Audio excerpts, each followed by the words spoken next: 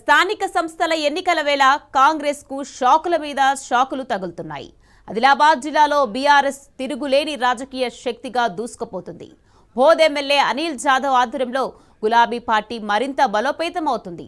తెలంగాణకు బీఆర్ఎస్ఏ శ్రీరామరక్ష అంటూ పార్టీలోకి భారీగా చేరికలు కొనసాగుతున్నాయి.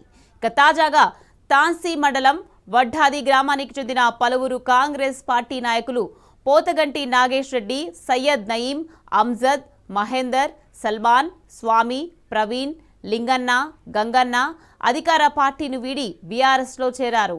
ఈ సందర్భంగా ఎమ్మెల్యే అనిల్ జాదవ్ వాళ్ళందరికీ గులాబీ కండువా కప్పి పార్టీలోకి ఆహ్వానించారు. అన్ని వర్గాల ప్రజలకు కేసీఆర్తోనే న్యాయం జరుగుతుందన్నారు.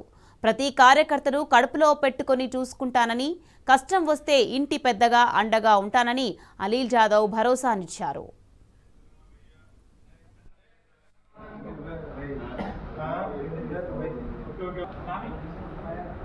జై తెలంగాణ.